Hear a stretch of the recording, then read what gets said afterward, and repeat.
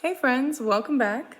I'd like to take the time to introduce my new friend, Galen, the creator of the Power of G community. Please take your time to follow all of his links down below, anything that I've tagged, please go follow him. I'd also like to address a huge problem in the plus size fashion industry that men don't really get a chance to have a voice very often. I feel so privileged to have had the opportunity to interview Galen. He is an incredible person. His spirit is just so high. I love everything that he's doing, and I think that you're really going to enjoy the things that he has to say. As a group, I think that we should all have a voice no matter what size you are. If you're skinny, if you're fat, if you're medium sized, if you are just existing in this world, you deserve to have a voice. You deserve to be heard and seen. And I mean, we're just all out here trying to survive. It is 2025 and we are barely making it, okay? So we need every positive thing that we can have to just get through it. Thank you so much for taking your time to watch this. I hope that you enjoy. Greatly appreciate it if you hit the subscribe button or the follow button, if you comment down below and just let me know what your thoughts are about these interviews that I do. And if you would like to participate in them, I would love to hear from you. Thank you so much to the people that support this project and support this movement and choose to be a part of this. I greatly appreciate you and I can't stress that enough. Let's get into it. Introducing Mr. G. How tall are you? 6'3". I do wear 15-inch shoes as well. So oh, wow. I'm a big fella. Why do you think that people are so comfortable telling others how they think that they should look? I think that it's a lot of why don't you look like me? I think it's also sort of a warped self-perception we have. And so sometimes we can project it onto other people to say, I would like to look like this, and so why don't you look like this? To conform, to be normal, and then there's that pressure to be normal that's like, you should be following that as well. In your opinion, what are the biggest challenges faced by those who are plus size in a society that often promotes a narrow ideal of beauty? Just being able to exist. I think, especially when you started seeing the body positivity movement happening, what you got a lot of were people saying, oh, you're promoting an unhealthy lifestyle. You're promoting, people to be big. And they completely missed the point, which was that you should be happy with who you are, where you are. And I think that that's what happens when people are detached and don't know how to empathize with other people, is they hear and see something and they don't understand how it impacts a person. So their immediate thought is, you shouldn't be telling people that this is okay. Versus just saying like, okay, I'm not a part of that, so I'm gonna hush. I'm just gonna be quiet. They don't really know how to step into other people's shoes. It's actually really big, being able to step into someone's shoes and really empathizing with them and being like, you know what, maybe this person is going through more than what I think they're going through, and I should probably just keep the business to myself. That's why people go into like, you should put the fork down and then you'll lose weight and things like. They have no idea people's eating habits. Right. They do not know. They see a body and they just say, oh, well, you're big because you eat. And they don't know if that is the case. They don't know like what led that person down that road. They don't know and they don't care to know. You don't conform to this, and so I have no respect for it. What are some changes that you would like to see in fashion and beauty industries to better represent and cater to plus size individuals? I think that they've started kind of being a little bit more inclusive as far as sizing goes. I do wish that more companies, though, would show, I think, more full-figure people. Not even like plus size, but just full-figured. Because so many times you'll see something and you'll be like, oh, this looks really good. And then you realize that's not going to look like that on me. You don't really have that standpoint to say like, okay, this is probably what it'll look like on me, so maybe I'll pass on it, or maybe I'll go ahead and get it. You don't know.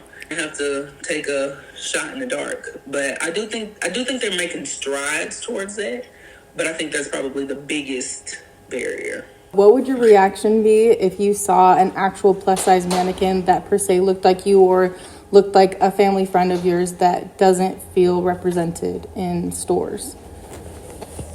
I'd probably be shocked, because I would just think it would be a shock, a good shock. It would probably be one of like, my God, I wouldn't even know what they sold in there. I'd just go in there and start spending money. If I had it that day, I'd be like, let me go in here and give these people my money, because there's no way I'm not gonna support them.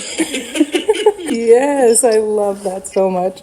What is advice that you would give someone who's struggling with their self-acceptance? That's a hard one, because I feel like I struggle with that a lot. And I feel like it'd be a little hypocritical. But I feel like I'm telling myself this and them, that you are who you are. And you can change things about yourself to a certain extent that you don't like. Like, if there are things that you can change, then, of course, try to change them. But don't put the stress on yourself that you'll be perfect when you change this. If I could just lose 50 pounds, I would be perfect. If I could just do this, then I could be happy. If I could just, because you're never going to be able to reach that, because every time you reach that milestone, you're going to continue to say, okay, well, I lost 50 pounds and I still feel the same, so that must mean I need to lose more weight. Or, well, I stopped eating meat, and I started eating, a vegetarian diet, but I still feel empty inside. When you start putting that limit on I'll be happy when, you're always going to be chasing that win, and you're never going to get to the happiness. Wow, that's really deep. Wow, I really like that. And you are absolutely beautiful, by the way. So I really hope that you never stop doing what you're doing, and I fully support everything that you're doing, and I really hope that you know how truly beautiful you are. Well, thank you. That has been quite the struggle for me to even think of myself in that way. And I think because as a larger person, we're always the butt of the joke, or with a good friend, we're the nice friend, things like that. And I think as you grow up, you kind of start to see yourself as that. And I think that's why I've always had such an issue with, like, when people say, like, oh, I felt so sexy, and I'm like, baby, I've never felt sexy. But I never thought about why until I realized, like, when I would see bigger people on TV, they were the friend, or they were someone like Nikki Parker from the Parkers who was chasing this man who didn't want her, and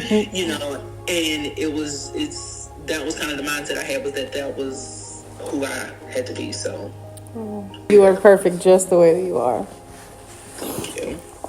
What does the word healthy mean to you, and what are some common misconceptions that people have about plus size in their relationship to health?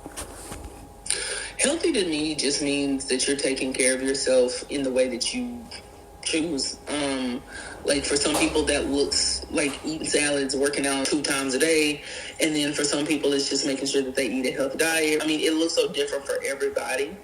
And for me, it just means going to the doctor, making sure that everything is like it needs to be, making sure that I am taking care of the parts of myself that I can, so that I can, keep myself sort of whole in that way. And I think that when people see plus size people, they think, oh, well, all of them are unhealthy. Oh, you're probably having trouble breathing, and you probably can't walk, and you can't move, and you can't this, and you can't that. There's so many plus size people that exercise every single day, and there's so many different reasons, and then they'll say you're making an excuse for it, and nobody is really just naturally, plus size. And there are some people who are just stout. Right. Like, that is just a thing that happens. There are people who are just naturally stout. Like we said earlier, with just, you just eat all the time. You must just eat. And it's like, it's not what happens, babe.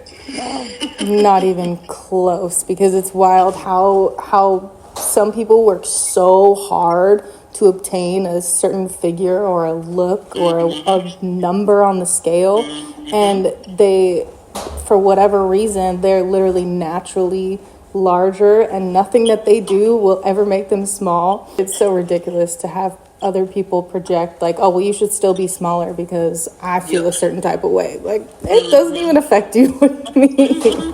Baby, one thing about our society, if it's not their business, they're gonna find a way into it. Yes. It's like men want to tell women what to do with that, but I've never understood that. It all ties in together, where it's like, people that don't know how to sympathize, they don't know how to empathize, they don't know what that experience is like. They want to dictate another person's, because, well, what I think is right, and so you should be doing that. You get people who go along with it, people who may be in that experience. It's just, if we could all learn to just hush sometimes, the world will be a better place. Is there anything that you would like to say to anyone in the world or anyone watching right now? What's on my heart to say is that life moves very fast, and you don't want to miss doing what made you happy because you thought you had more time, or because you were scared that you didn't have enough time, that even if you get started and then fail, that's better than never having started at all. If you have something in life that you want to do, chase it, because you don't know what tomorrow brings. You don't want to go to your grave thinking, I should have done this, should have taken that opportunity, because life moves. I'm 33 right now, and I honestly, God, still remember being 18. By the time you get on the ride, you don't even realize that it's time to go. So just go for that dream. Go for that dream while you can. Yes. Oh, I love that so much. That's so deep. I love how in depth you really think about things, and yes, you're such a great person to interview. Thank you so much. I cannot express how much this means to me, and just you taking your time out of your day, out of your life to let me ask you questions. It's it really means a lot. Of course. Well, I appreciate you wanting to talk to me. That means a lot, because I've really prided myself on being able to build a community over the past year, 2 years, and whatnot. And so you even seeing me and wanting to talk to me is oh my God, this made my week.